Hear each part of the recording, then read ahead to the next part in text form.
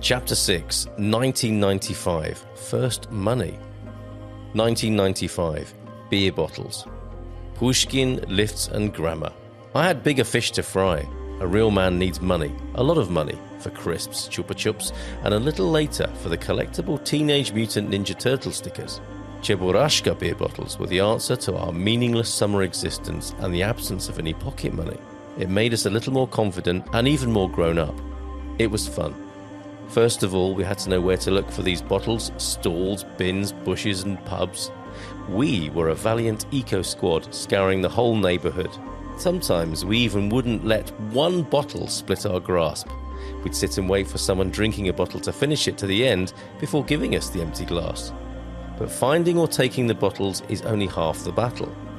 Now, in order to bring the product to market condition, it must be A, carefully examined for chips and cracks, B, delabeled, which would triple its worth from 100 rubles, that's 2.2 US cents back then, to 300 rubles, 6.6 cents.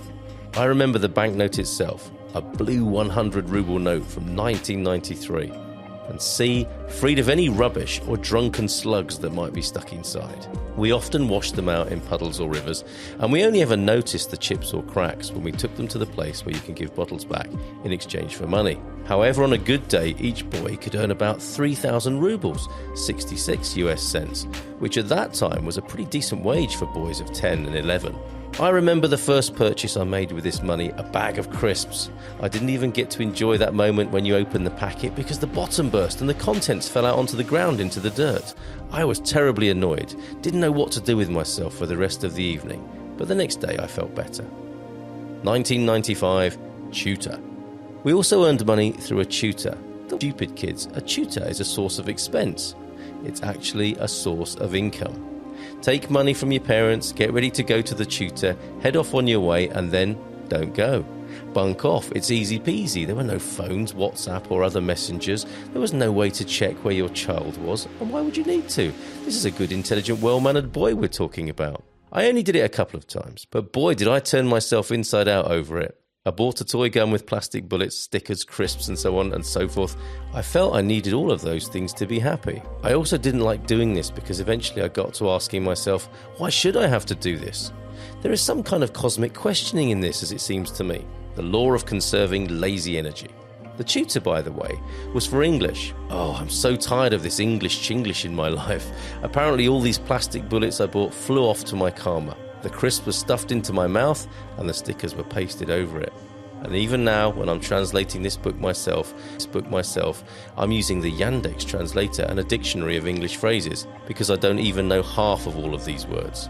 And what I've realized is that I used a lot of Russian proverbs and phrases, most of which can't be translated directly. Instead, I have to find native English equivalents like, oh boy, which doesn't make sense in Russian. Later, I gave this manuscript to my English teacher, Kristina Shlikovalnyova from Krasnodar. Then she gave it to her colleague, Christopher Fawcett from London. He found 10 to 20 errors per page, sometimes more. That's right, I'm not the best translator and a bad student indeed. Special thanks to Chris, who drew our attention to some of the remaining obscure Russian cultural phenomena and expressions in the book. I tried to adapt the text as much as possible. If you're interested, you should check out the Russian edition, but not everywhere I'd done it well enough before Christopher. Also, a huge thanks to Leah Foden, from the town of Wootton-under-Edge in Gloucestershire, UK. She studied at Moscow State University and no difficult was literally Russian fluently. The three of us, Chris, Leah and me, had an interesting meeting and she helped me to discuss everything properly. Also, she helped to encourage me to put the book through a third round of proofreading, just to iron out those last few areas that needed to be explained for the international reader. Overall, I felt like I was not translating my book, but rewriting it, some kind of déjà vu.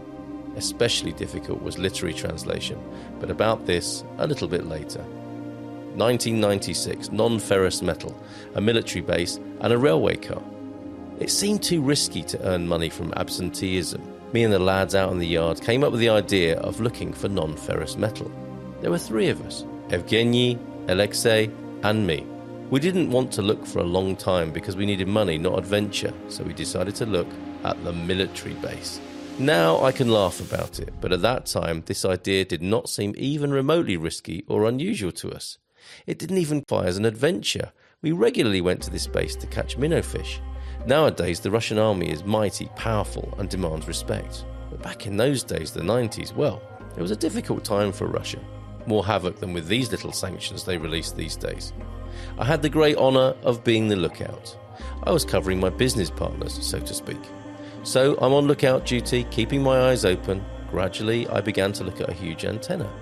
A very interesting thing, I must say. Time was going by, the boys were out on the search. After I started to look at the windows, not so impressive, then a young man appeared. An interesting one, fit in a simple summer military uniform, but in a t-shirt. He was looking at me with interest. Wait, a man looking at me? Did I mention that I sometimes stuttered? Well then, you would probably think I wanted to fly away from the scene of the crime. But, in fact, I had no less than a stutter attack, so I started waving my arms to get attention. It worked, but the lads didn't know what I meant. I finally managed to get a word out. Run! And we were gone in a flash. We left evidence in the form of my father's screwdrivers and pliers. We sat for an hour, went back, got all our stuff back, handed over the things we took, perhaps they were radioactive, and even received some money for the metal. But there was something we didn't like about that military base. It just wasn't for us. Everything about it was hard. Too far to drag all our kit. And, well, we needed something more interesting. The second incident occurred at the railway station, at Grivno, a 3-minute walk from our apartment block.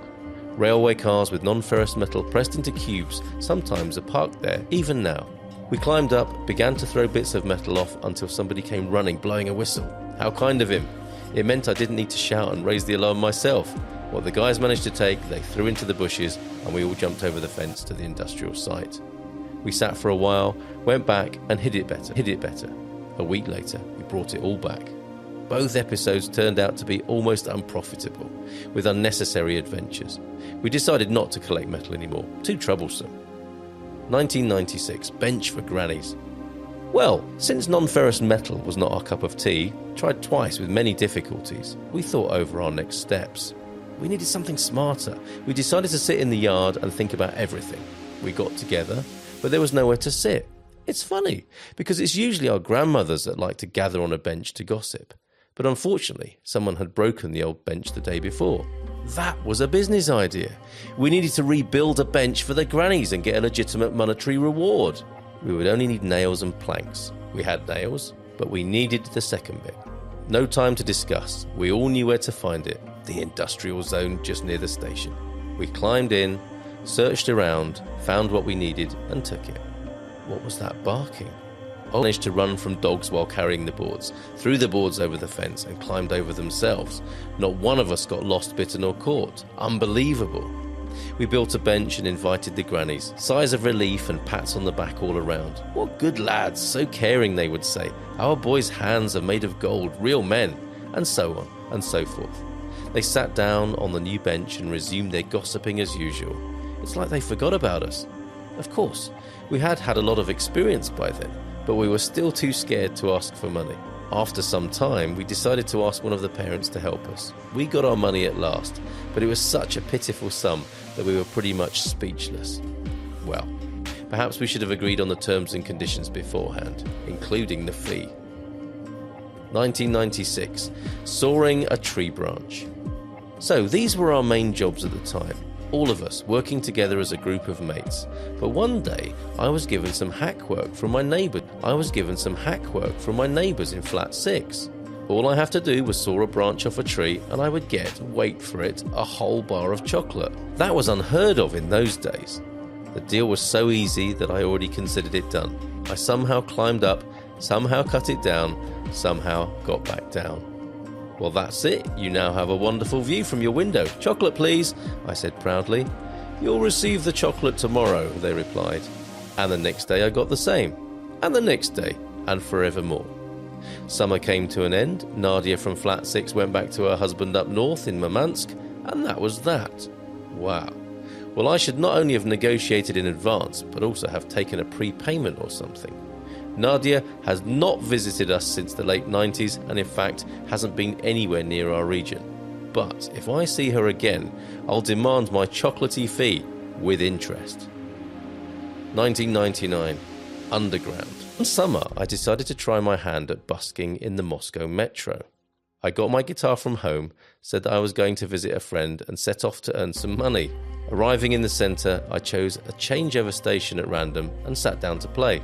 I felt awkward and my hands were shaking a little, but I decided to start playing or I'd leave empty-handed, especially since I'd already paid 4 rubles to use the metro to get there. I sat down comfortably on the floor and turned on my boyish charm. By the middle of the first song, the first coins were tossed into my bag. A little inspired, I began to play louder and more confidently. Meanwhile, passers-by, mostly women, tossed over more gold coins. By the end of the song, I realised that I could really make a profit here. How much, I didn't know yet, but it was possible. While I was mentally choosing the following track, 2 adult men came over. "Boy, what are you doing here?" one said. "I'm playing," I replied. "Are you a stray or something?" the other asked. "No," I said. "Take your guitar," I counted 3 times, "and get out of here before we turn you into the children's area with the police. This is our turf, understand?" I understand. There's a popular Russian song from the 90s that says, "Indeed, the music did not play for long." This suited my situation perfectly. I took my belongings and left. I dared look at my earnings only when I got back on the train. I couldn't believe my eyes, so I counted 3 times. Well, at least I began trailing off, trying to console myself. I'd earned only just enough to cover the journey. 2000, night director. Next year, I landed a part-time job for a couple of years through relatives. It was the dream, a night director. The night did not bother me at all, and it was even intriguing. And a director, well, how worthy of respect I sounded. And I wasn't embarrassed to tell my friends about it because I was earning good money. 3,000 rubles per month, $100 US. Once, for a similar amount, I bought it in the store. I still use it. Occasionally, I invited my close friends Vyshekezhnikov and Alexei Knyazhev to my night office. They were the only people I could trust to let into a shop at night that was full of booze and edibles. The atmosphere was always quite off, with a bit of a risky edge. We chatted, snacking on pre-purchased crisps and grilled chicken. Sometimes we drank beer, but we always kept things very nice, respectable and cosy. Those boys never let me down. But there were also some downsides to this profession. I had almost nothing to sleep on, in the back room, in what were basically unsanitary conditions. I almost never saw my own home. I went from school to extra lessons to work. Moreover, at school I had to ask the headmistress, Miss Ina Levshina, to let me be 10 minutes late every day for the first lesson. Yeah, every day. For 2 years of secondary school, I slept at home only a couple of months in total. But I had complete financial freedom. What's more, in the eyes of many of my teachers that knew I was working, my charisma was sky high. Or maybe it wasn't, and I just imagined that part. But I always felt it and appreciated it. 2001, Toy Factory. Lesson number 1, an income from dirty money. Check. Lesson number 2, wasting money. Check. Lesson 3, a legal source of income. Check. Lesson 4, failing to make a proper deal with the customer. Check. Lesson 5, work without prepayment. Check. Lesson 6, begging. Check. Lesson 7, night shifts. Check. Lesson 8, a legal day job with the documents to prove it. What? That's like a thing? I got my first proper job during the summer holidays between 10th and 11th grade when I was about 17. This 2-month work experience even went towards my pension in our wonderful pension system. The work wasn't too hard, but terribly tedious. I tied pegs onto string, glued this string onto a wooden toy, glued this string onto a wooden toy, and then nailed on the arms and legs. It was a kind of wooden toy where you'd pull the ball on a string and it would make the arms and legs go up. My daily quota was 40 toys, which would then be sent off to the women to be painted by hand. One day, a young girl came to me and asked me to fix some toys. Its hands and feet were moving badly. She left a whole tray and went away for 30 minutes. Some of them I fixed, and a couple of others I scooped up in the top drawer of my desk and stashed away. The next day, they were discovered missing, and they searched the whole workshop with no luck. Of course they didn't find them. I'd already taken them the night before. Now it is very shameful, but then it was impossible to resist. After all, the toys were so cute and so sweet. I didn't have the brain